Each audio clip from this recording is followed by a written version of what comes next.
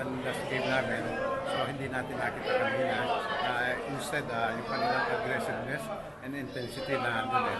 Kasi makikita mo naman especially yung off the bench namin, nagpakita sila ng kanilang laro talaga eh. Dahil last game talagang napakalayo ng production ng bench namin. But today, they scored 46 points.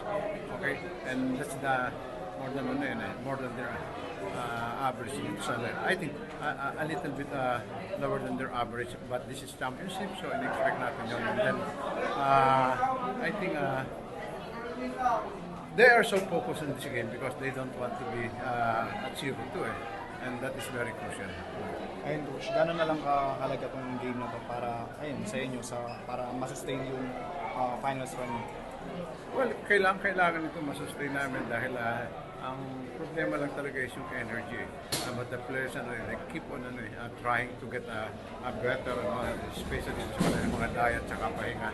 Because alam naman natin yung kalaban natin talagang especially nakita natin the first game. And the reason for them to beat us because of the aggressiveness nila.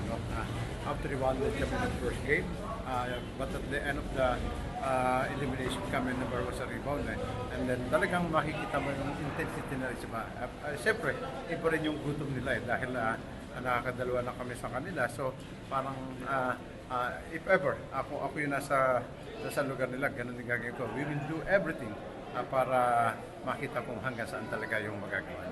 Coach, last final series, natalo kayo game 1 and then dinire-diretso niyo yung TNT, ganun din ba in-expect nyo siguro na ito, nakuha nyo na yung unang panalo, can we repeat yung nangyari? That's a motivation for us because in the last two championship namin with them, pareho kami natalo sa kanila first game eh.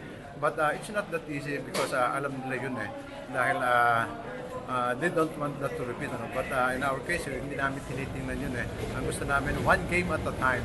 Whatever happens sa second game, sa third game, meron pa rin fourth game, meron fifth game. So let's see what will happen.